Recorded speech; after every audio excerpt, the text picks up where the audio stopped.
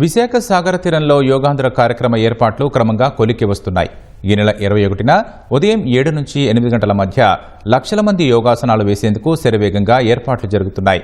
Visakha beach పరిసరాలు సర్వాంగ సుందరంగా ముస్తాబవుతున్నాయి. ఉత్తరాంధ్ర జిల్లాల నుంచి బస్సుల్లో ప్రజల్ని తరలించేందుకు రేపు డ్రై రన్ నిర్వహిస్తామంటున్న వైద్య ఆరోగ్య శాఖ మంత్రితో ఈటీవీ ముఖాముఖి. అంతర్జాతీయ యోగా దినోత్సవం నిర్వహణకు విశాఖపట్నం సర్వాంగ సుందరంగా ముస్తాబైంది. మనతో వైద్య ఆరోగ్య శాఖ మంత్రి సత్యకుమార్ గారు ఉన్నారు. ఆయన మరియు వివరాలు తెలుసుకుందాం. సార్ నమస్తే. ధన్యవాదాలు. ఎంతవరకు వచ్చాయి ఏర్పాట్లు చాలా విస్తృతంగా జరుగుతున్నాయి.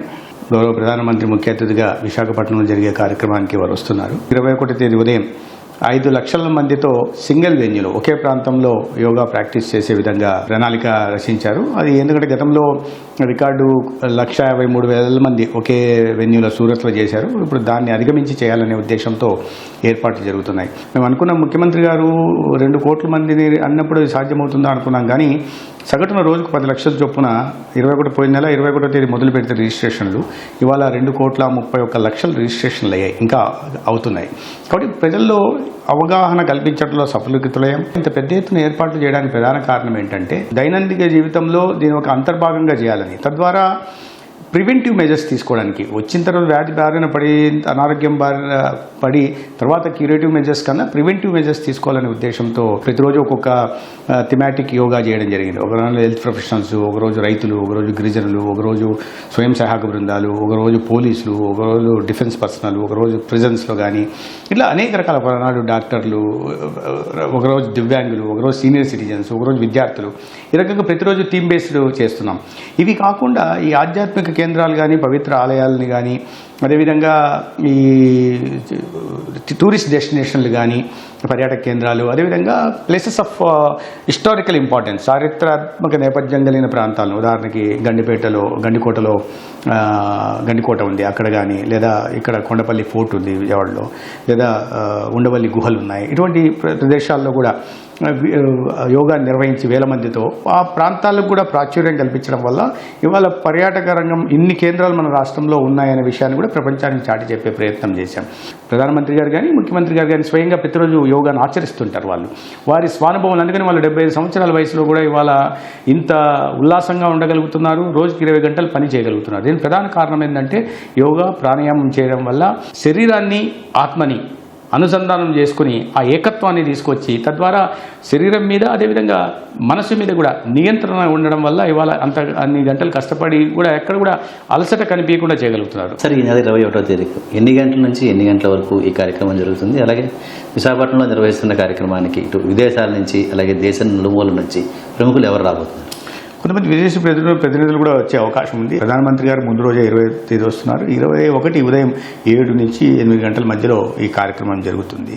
అయితే దానికి ఏర్పాట్లు ఉదయం నుంచి, ఎందుకంటే బయట నుంచి వెళ్ళే వాళ్ళు ఆ కార్యక్రమానికి ముందే అరగంట ముందు పూర్తిగా సన్నద్ధమై ఉండాలి యోగా దానికోసం. ఈ శిక్షకుల దగ్గర 1000 మందికి ఒక కంపార్ట్మెంటు, ఒక ట్రైనర్ని పెడుతున్నాం. ఏ బస్సు ఏ కంపార్ట్మెంట్కి రావాలి, ఎన్ని గంటలకు చేరాలి, ఏ కంపార్ట్మెంట్లో ఎవరు ఉండాలి, ఎవరు శిక్షకులు ఉండాలి, ఆ బస్సు ఇన్ఛార్జ్ ఎవరు, లేదా వారు ఆహారం అందించడం ఇన్ఛార్జ్ ఎవరు, ఆ పర్టికులర్ దీంట్లో మెడికల్ ఆఫీసర్ ఎవరు ఉంటారు, హెల్త్ టీమ్ ఎవరు ఉంటారు, ఆశా వర్కర్ ఏంది అంటే ఇది చాలా లోతుగా ఏర్పాటు చేయడం జరిగింది. సుమారు 5 లక్షల మంది వరకు ఇందులో పాల్గొవచ్చు అని అంచనా వేస్తున్న నేపథ్యంలో కేంద్ర ఆయుష్ విభాగం కానీ ఎలాంటి సహకారం లేదు? కేంద్ర ఆయుష్ విభాగము ఒక 8 కోట్లు ఏర్పాట్ల కోసం ఇవ్వడం జరిగింది. ధనపరంగా చూస్తే మీరు మానిటరీ హెల్ప్ ఏం చేస్తున్నారంటే 3 కోట్లు ఆయుష్ విభాగం నుంచి, రాష్ట్ర ఆయుష్ విభాగం నుంచి నిధులను వాడుకోవడానికి కూడా అనుమతి ఇచ్చింది. అదే సమయంలో ఈ యూనిఫామ్లకి వస్తున్న 5 లక్షల మందికి కూడా యూనిఫామ్లు ఇవ్వడానికి కూడా యూనిఫాము, మ్యాటు, ఎందుకంటే ఈ రెండే కావాల్సింది యోగా కాబట్టి వాటికి కూడా సహకారం అందిస్తున్నారు. సార్, ప్రధానంగా చూస్తే యోగాకు సంబంధించి ఎన్ని విద్యా సంస్థలు అలాగే ఇతర యోగా శిక్షకులు లేని సంస్థలు, ఆర్ట్ ఆఫ్ లివింగ్ కావచ్చు, అయితే పతంజలి యోగా కావచ్చు, ఇలాంటివి ఎన్ని భాగస్వాములు? చాలా సంస్థలు ఉన్నాయి. నేను పేర్లు చాలా పెద్ద లిస్ట్ ఉంది. యోగా దీనిగా పనిచేస్తున్నవి మనకు తెలిసిన ఆర్ట్ ఆఫ్ లివింగ్, పతంజలి కానీ చాలా సంస్థలు ఉన్నాయి. వారందరినీ భాగస్వాములు చేయడం జరిగింది. అదేవిధంగా మాస్టర్ ట్రైనర్స్ 2600 మంది మాస్టర్ ట్రైనర్ టార్గెట్ మేము పెట్టుకుంటే ఇవాళ 5500 మాస్టర్ ట్రైనర్స్ వచ్చారు. 1,25,000 మండల్ ట్రైనర్స్ కోసం ముందుకు వస్తారని మనం టార్గెట్ పెట్టుకుంటే ఆ టార్గెట్ చేరగలమా అనుకున్నాం. కానీ 1,46,000 ట్రైనర్స్ వచ్చారు. ఇవన్నీ కాకుండా విద్యార్థుల్లో యువత వీటి పట్ల కాస్త అవగాహన కల్పించడం కోసం అనేక రకాల పరీక్షలు ఆసనాల్లో కానీ ఫోటోగ్రఫీ కానీ లేదా షార్ట్ ఫిల్మ్లు కానీ లేదా ఎస్సే రైటింగ్లు కానీ పెయింటింగ్లు కానీ ఇట్లా 15 విభాగాల్లో పోటీలు నిర్వహించాం. దాదాపు 4,20,000 మంది దీంట్లో వివిధ దశల్లో పాల్గొన్నారు. గ్రామ, మండల, జిల్లా, రాష్ట్ర స్థాయి దాకా పూర్తిగా 193 మంది ఎంపికయ్యారు.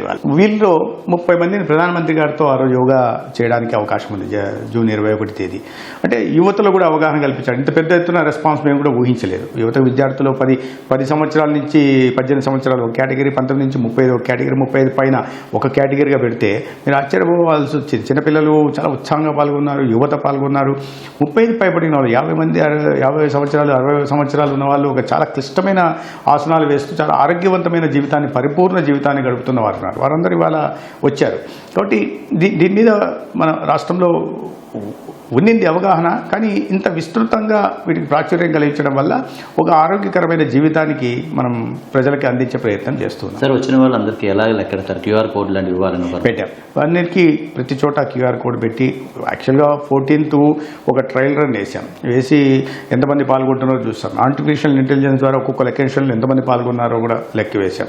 టెక్నాలజీని వాడుకొని ట్రయల్ రన్ కూడా చేస్తున్నాం. తద్వారా ఈ బస్సులు రాకపోకలు ఇబ్బందులు కలగకుండా, ఏదైనా ఇబ్బందులు వస్తే తలెత్తితే వాటిని ఎలా దానికి సత్వర చర్యలు తీసుకోవాలి. 21వ తేదీ ఎటువంటి ఆటంకము అంతరాయం లేకుండా ప్రజలందరూ ఎవరైతే భాగస్వాములు కావాలంటున్నా ఔత్సాహిక యోగా ప్రాక్టీషనర్స్ కానీ యోగా ప్రేమికులు ఎవరైతే ఉన్నారో వాళ్ళందరినీ వారి స్థానాలకి చేర్చడం, వారికి ఎటువంటి ఇబ్బంది లేకుండా యోగా చేసుకోవడానికి యోగా కూడా వారికి మళ్ళీ సురక్షితంగా వారి ప్రాంతాలకు చేర్చే దిశగా కూడా ప్రయత్నాలు చేస్తాం. అందుకే చెప్పాను, మంత్రుల దగ్గర నుంచి అందరు మంత్రులు ఇప్పుడు అక్కడే ఉన్నారు. అందరూ విభజించుకుందాం, ప్రాంతాల వారిగా, నియోజకవర్గాల వారిగా విభజించుకుని జిల్లాల వారిగా ఏర్పాట్లు చూస్తున్నాం. కాబట్టి ఎటువంటి ఆటంకం లేకుండా జరుగుతుందనే విశ్వాసం నాకు. Thank you sir. ధన్యవాదాలు సార్. దేశవ్యాప్తంగా యోగా పట్ల ప్రజల్లో మరింత అవగాహన పెంచేందుకు ప్రధానమంత్రి స్వయంగా ఈ కార్యక్రమంలో పాల్గొబోతున్నారు. విజయవాడ నుంచి కెమెరామెన్ సైదాతో శ్రీనివాసరావు, ఈటీవీ.